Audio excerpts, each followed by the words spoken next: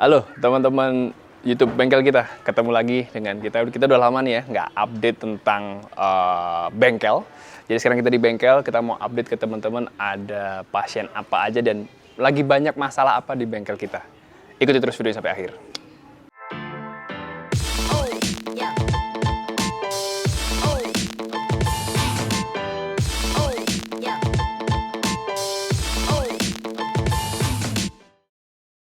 Oke, ya seperti biasa di bengkel kita ya pasien paling banyak itu Captiva. Sekarang di sini ada Captiva warna putih.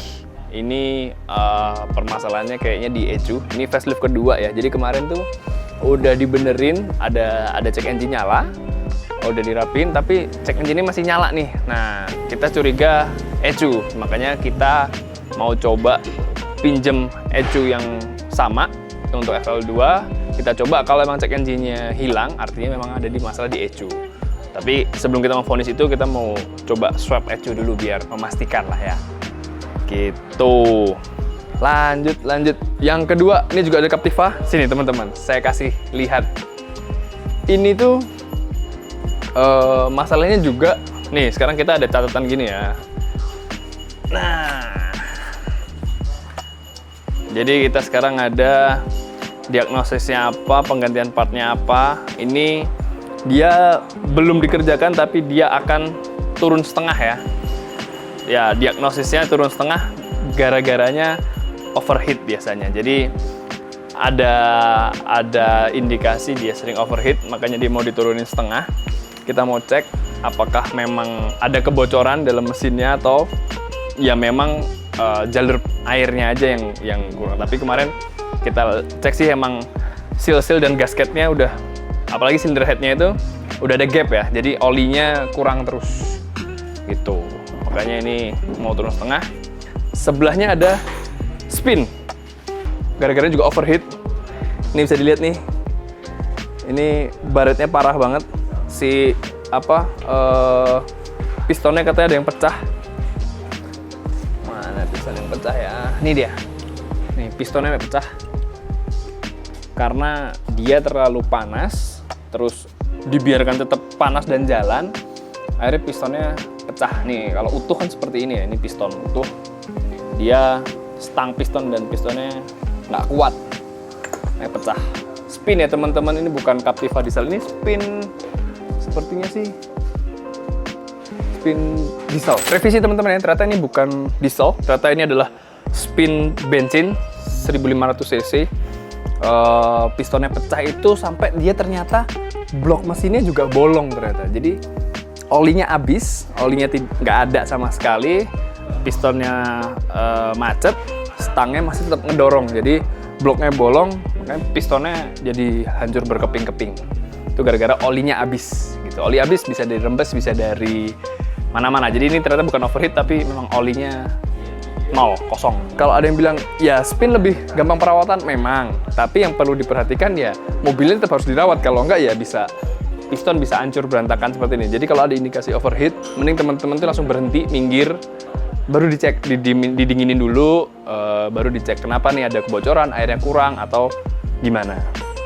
Tuh, ini spin, turun mesin full, mesinnya udah turun kosong.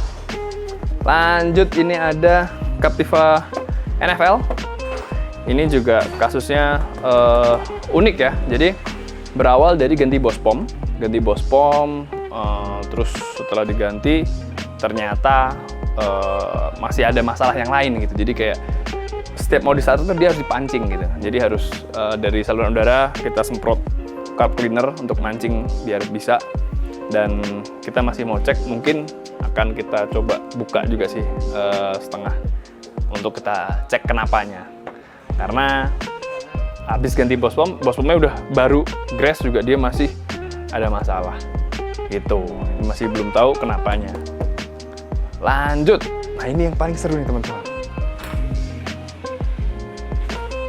Ini ada Cruze ya, sedan Chevrolet yang paling ganteng, tapi mesinnya kosong. Dia bensin kan, dia bukan diesel ya, dia bensin. Mesinnya turun full, overheat. Kenapa?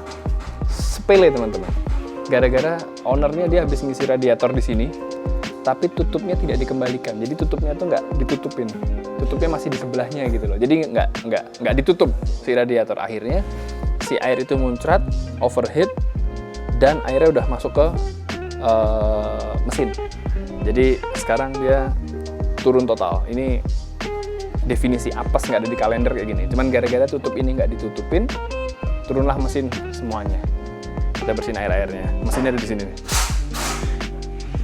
Nih, kalau dilihat nih masih ada bekas basah-basah ya, bekas air-air gitu. Ini bensin agak ini biasanya gara-garanya olinya suka ganti-ganti nih kayak gini nih. Jadi pembakarannya nggak terlalu sempurna. Atau BBM-nya ya mungkin dulunya pakai yang premium mungkin ya. Jadi yang BBM biasa, jadi dia ada bekas-bekas pembakaran nggak sempurna. Nih dia lagi turun total, kita udah bersih-bersihin juga. Dalam-dalamnya sih masih oke, cuman ya itu kemasukan air pistonnya. Gitu. Lanjut ke sini. Nah ini urusan per kaki-kakian, kakinya keseleo.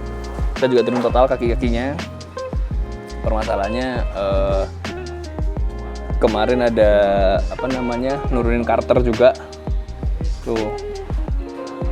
Biasanya kalau misal oli sering kurang itu seal yang bentuknya kayak huruf C itu, nah itu harus diganti. Sedangkan mengganti itu harus menurunkan karter bagian kiri dan atas. Nah ini sekalian rapihkan kaki-kaki karena katanya ada bunyi-bunyi ya. Jadi kita turunin sekalian kaki-kakinya sambil ganti seal covernya itu. Gitu. Ini Captiva facelift 1. Ya, level 1. Lanjut ke belakang. Wah, ini lagi dikerjain. Ini kenapa nih, Pak? Ini turun mesin semua juga. Bah, udah gentong. Ini mulai gentong nih. Kalau ini usia mungkin ya, karena udah NFL gentong. Ya, masalahnya banyak gentong itu bisa jadi gara-gara oli gitu kan, atau ya BBM. Tapi BBM tuh sebenarnya pengaruhnya ya mungkin lebih ke injektor dulu timbang gentongnya. Tapi kalau gentong mostly di oli, salah pilih oli atau pendinginan yang kurang baik. Gitu ya, Kang Rana ya, betul nggak? Tuh, kalau yang sebelah sini? Ini oil cooler jebol. Wah, Turun semua, oli udah masuk. nih sama nih, ini juga turun gara-gara oil cooler jebol. Kita dulu pernah bahas sama Pak Wasda ya masalah oil cooler jebol. Sini teman-teman. Nih, turun semua. Kenapa? Karena air masuk ke dalam sirkulasi oil transmisi. Jadi oil coolernya udah jebol, separasinya itu jebol. Dulu kita pernah bahas di video sebelumnya, bisa teman-teman cek nanti. Jadi biasanya kayak gini permasalahannya, biasanya radiatornya pakai air biasa, nggak pakai air coolant, atau coolant-nya yang ya kualitasnya kurang baik lah. Makanya si oil coolernya itu antara air dan ada separasi antara air dan oli itu jebol. Jadi nyampur lah oli transmisi dengan si air radiator. Nih, Captiva facelift berapa ini? Facelift ke-2 kayaknya. Betul nggak? Ya, level 2. Masih hitungannya masih muda mungkin. Tuh. Itu yang ada di sini. Kalau sini-sini apa nih? Orlando. Orlando kenapa Bang Rana? Aduh.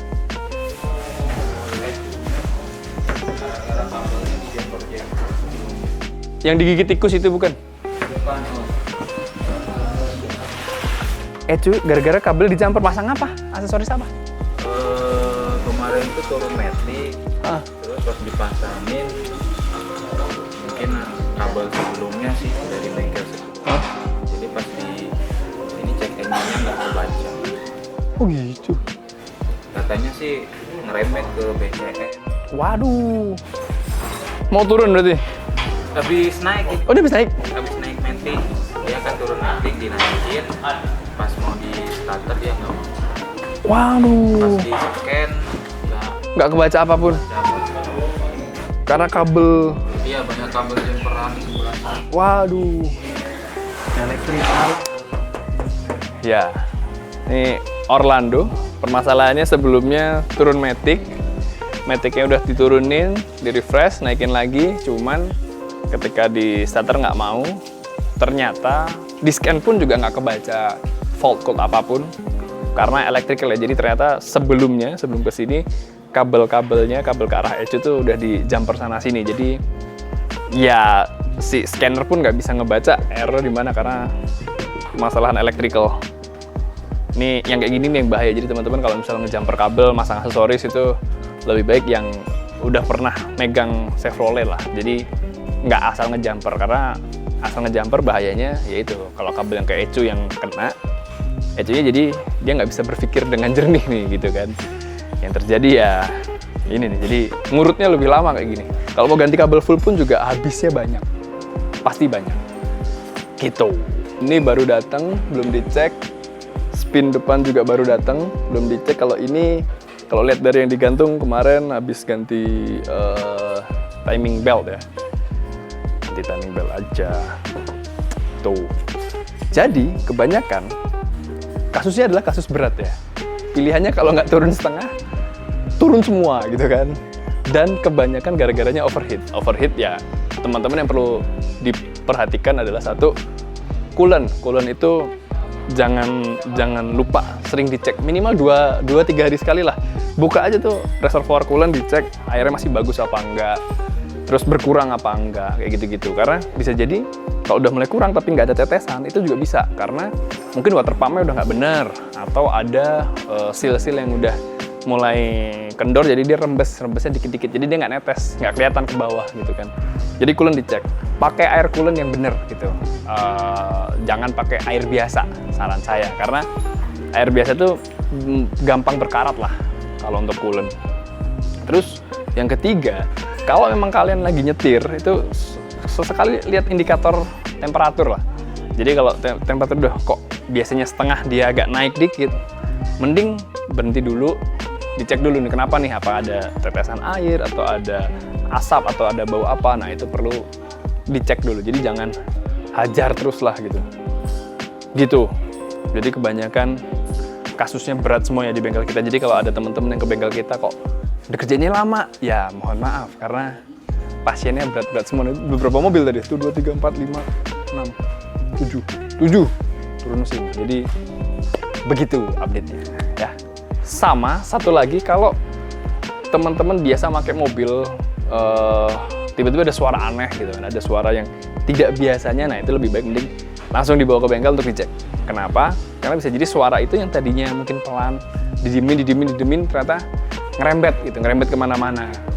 Contoh misal puli alternator, ada suara kasar, didiemin, ngerembet, lama-lama akinya nggak ngecas, electrical yang lain jadi nggak dapat listrik dan lain-lain, akhirnya kemana-mana lah. Jadi ya ada bunyi-bunyi yang aneh, ada sensor yang menyala, lebih baik sesegera mungkin dibawa ke bengkel untuk dicek. Sama tips selanjutnya adalah teman-teman 2-3 hari sekali selain cek air ya, itu juga cek dipstick oli. Jadi teman-teman bisa lihat olinya masih ada atau enggak, berkurang atau enggak gitu. Kalau berkurang sedikit dalam kurun waktu 5.000 km, 7.000, itu sebenarnya wajar karena memang pasti ada penguapan dan lain-lain. Tapi kalau berkurangnya cukup signifikan, nah teman-teman mending cek nih, siapa tahu packing-packingnya udah mulai rembes atau seal-sealnya perlu diganti lah gitu. Karena ketika mesin gak ada olinya, nanti terjadi kayak mobil yang tadi, spin tadi, bisa blok pecah, piston berantakan dan lain-lain. Itu perlu dicek. Sama menambahkan tadi informasi mengenai puli ya. Jadi teman-teman, kita juga baca di komen ada yang request tentang puli. Kalau indikasinya apa sih puli itu minta diganti gitu? Yang jelas puli minta diganti ketika dia suaranya sudah berisik. Contoh untuk puli alternator gitu, suaranya dia udah berisik lah, putarannya udah mulai berisik. Nah itu saatnya mengganti puli alternator, termasuk puli crankshaft atau puli fan belt gitu kan. Nah kalau fan belt biasanya bunyinya agak halus sih, kayak lebih atau dia cit, tapi suaranya tuh halus gitu. Nah itu puli fan belt perlu diganti. Masa penggantiannya sebenarnya nggak ada waktu yang pasti, cuman kalau udah mulai ada bunyi-bunyi mending langsung diganti. gitu. Kalau fan belt ya mungkin 50.000 km ganti fan belt, bisa sekalian ganti pulinya. Gitu ya teman-teman ya informasinya ya. Oke, jadi mungkin itu dulu update-nya. Dan kalau teman-teman perhatikan ada yang baru dari bengkel kita gitu ya. Mungkin kalau yang sebelumnya sering nonton vlog bengkel, jadi ya tahu ada yang baru nih, yaitu rangka atap di atas ya. Jadi sekarang kita bisa muat lebih banyak mobil dan nggak kehujanan, kita bisa ngerjain di tengah juga. Jadi ini baru dipasang dan ya semoga bisa menambah kenyamanan mobil-mobil yang ada di sini gitu kan. Gitu. Sekian dulu video kita kali ini tentang update bengkel. Jangan lupa follow Instagram bengkel kita dan Garasi Apik, nanti ada di bawah ini. Terus jangan lupa like bila suka video ini, subscribe bila yang belum, nyalakan loncengnya juga, dan komen pengen konten apa lagi nih setelah ini gitu kan. Bisa komen di bawah, nanti kalau bisa kita akomodir, kita buatin videonya. Sekian dulu, terima kasih telah menonton, dadah.